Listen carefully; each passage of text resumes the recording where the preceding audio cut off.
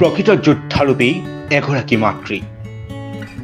অদিত সহ্য হয় জিলিকাৰ দৰে জিলিকি উঠিছে জীয়ৰী ঘৰখনে যেন এতিয়া দেখা পাইছে পোহৰৰ ৰেঙনি কিতাপত অসুবিধা হলে মই শুই ৰুই কঠীয়া তুলি হলেও তাই কান্দি কিতাপখিনি মই মনে মনে আনি দিওঁ তাই মোক নকয় কিতাপ লাগে মা বুলি মই নিজে তাই কোনখন কিতাপ নাই মনে ভাবি ভাবি তাইক মই আনি দিওঁ আজি চৰকাৰী চাকৰি পোৱাৰ কাৰণে মই নথৈ আনন্দ হৈছো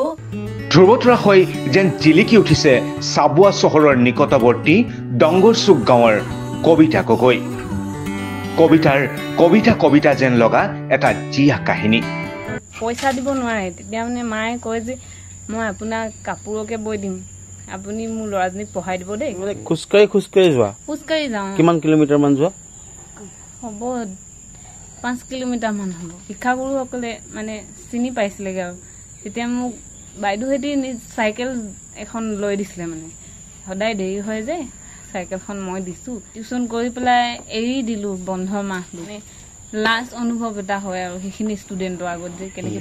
কিন্তু মোৰ মানে শিক্ষাগুৰুজনে পংকজ শৰ্মা বুলি কয় তেখেতে মোক স্কুল খোলাৰ পিছত মাতি আনিলে যে ক'লে কি অসুবিধা হৈছে তোৰ পইচাৰ কাৰণে চিন্তা কৰিছ নেকি বা নে কিবা বেলেগ প্ৰব্লেম মাতি আনি আকৌ তেখেতে বুজাই যে তই যাবি নগ'লে কেনেকৈ হ'ব তই যাবি তাৰপিছত ছাৰে অকলে পঢ়ায় মোক যে তাহাঁতক গৈ লোৱাৰ পিছত মোক পঢ়ায় আকৌ বুজায় যে এইটো তেনেকুৱাকৈ মই মানে ছাৰ বাইদেউহঁতে পঢ়াইছিলে বাইদেউ এগৰাকীও আছিলে তেখেতে ঘৰত নি পেলাই পঢ়াই মোক নিজৰ ছোৱালীৰ নিচিনা ৰাখে আৰ্থিক দৈন্যতাৰ বাবে ঘৰখনত বিজুলী সংযোগ হোৱাই নাছিল অষ্টম শ্ৰেণীলৈকে কবিতাই লেম চাকিৰ পোহৰতে কৰিছিল অধ্যয়ন এনেকুৱা হৈছিলে যে ক্লাছ 8লৈকে মোৰ ঘৰত কাৰেণ্টেই নাছিলে মই মানে চাকিৰ পোহৰত কিতাপ পঢ়িবলগীয়া হৈছিলে মানে তেনেকুৱা চিটুৱেশ্যনত মানে অহা নাছিলে বাৰু এতিয়া আছে কাৰেণ্ট চাই তাৰপিছত তেতিয়া মোৰ টেবুল চেবুলো নাছিলে মানে মায়ে মাটিতে থৈলা এখন পাৰি মানে মায়ে মানে সৰুখিনিত মানে মায়ে পঢ়ালে তাৰপিছত আৰু মায়ে মানে গোটেইখিনি মাকে ক্ৰেডিট দিব লাগিব মানে কিন্তু দৰিদ্ৰতা যে সাফল্য অৰ্জনত কেতিয়াও হেঙাৰ হ'ব নোৱাৰে দেখুৱাই দিলে কবিতাই পিতৃ শাৰীৰিকভাৱে অক্ষম যোদ্ধাৰূপী মাতৃয়ে ঘৰে ঘৰে কাম কৰি পঢ়াইছিল কবিতা নিজৰ বলত যুঁজি চৰকাৰী চাকৰিটো পাই ঘৰখনৰ বাবে এটি যেন এতিয়া অধিক সহ্য হয় পোহৰৰ ৰেঙনি বিলাবলৈ সাজু হৈছে কবিতা গগৈ সপোন দেখিছোঁ প্ৰথমতে মই মা দেউতাক গোটেই অভাৱখিনি পূৰণ কৰিম মই সেইটো ভাবিছোঁ তাৰপিছত মোক সহায় কৰিছে বহুতজনে সহায় কৰিছে ময়ো তেনেকৈ মানে গাঁৱৰ ৰাইজক সহায় কৰিবলৈ চেষ্টা কৰিম গাঁৱৰ ছাত্ৰ ছাত্ৰীসকলক মই সহায় কৰিবলৈ চেষ্টা কৰিম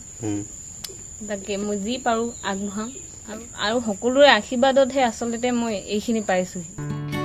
গভীৰ আত্মবিশ্বাস আৰু কষ্টৰ ফলত কবিতা গগৈয়ে ডিব্ৰুগড়ৰ খনিকৰস্থিত পশুপালন কাৰ্যালয়ত ভেটেনেৰী ফিল্ড এছিষ্টেণ্ট পদৰ দায়িত্ব গ্ৰহণ কৰিছে ছোৱালীজনীয়ে খাবলৈ নাপালেও সি মোক নকয় আজি একো নেখালে মনে মনে শুই থাকে ভালকৈ খাবলৈ বেলেগৰ ছোৱালীৰ নিচিনা মই দিব নোৱাৰোঁ ছোৱালীজনীৰ কাৰণে মই ৰাতিপুৱা আন্ধাৰে মুন্ধাৰে 5টামান বজাতে কঠীয়া তুলিব যাওঁ ভূঁই ৰুই মই তাই পইচা আনি তাই কিতাপ পত্ৰ দিওঁ অহা যোৱা পইচা দিওঁ মেট্ৰিক পাছ এতিয়া কৰিলে কানৈ কলেজৰ প্ৰাক্তন ছাত্ৰই আহি ঘৰত ক'লেহি তাইক কানৈ কলেজতে দিয়া বুলি ক'লে কিন্তু তাই তেতিয়া কানৈ কলেজতে দিয়া হ'ল সংগ্ৰাম কৰি জীৱনত আনৰ দৰেই একো নোপোৱাৰ পিছতো সদায় পাই গৈছো বুলি আত্মসন্তুষ্টিলৈ ঘৰখন আৰু নিজৰ জীৱনটো পৰিচালনাৰ বাবে জীৱিকাৰ পথ এটা বিচাৰি ল'লে কবিতাই চাকৰিটোৰ কাৰণে মই বহুত ইণ্টাৰভিউ দিছিলোঁ আগতে মানে মই বয়সো বাৰু সিমান হোৱা নাছিলে মানে সেইটো বয়সতে মোৰ মানে অলপ হাই ছেকেণ্ডেৰী দিয়াৰ পাছতে যে মোৰ ঘৰৰ অৱস্থাটোলৈ চাই মোৰ অলপ মানে চিন্তা হৈছিলে যে কি কৰিম বা ক'ত হেৰি কৰিম যোনটো বস্তু মানে মোৰ প্ৰয়োজনীয় সেইটো মায়ে মোক যেনেকৈ হ'লেও আনি দিবই মই কেতিয়াবা বোলে কাপোৰ পিন্ধিব নাইকিয়া হৈছে চেণ্ডেল পিন্ধিব ছিগি গৈছে অলপ দিন মই ৰয়ে দিওঁ মানে থাকোঁচোন এনেকেই তেনেকৈ অহা যোৱা কৰোঁ সঁচাই আন 10জনৰ বাবে আদৰ্শ এতিয়া কবিতা গগৈ আৰ্থিক দৈন্যতা মেধাৱীৰ সফলতাৰ হেঙাৰ কেতিয়াও হ'ব নোৱাৰে।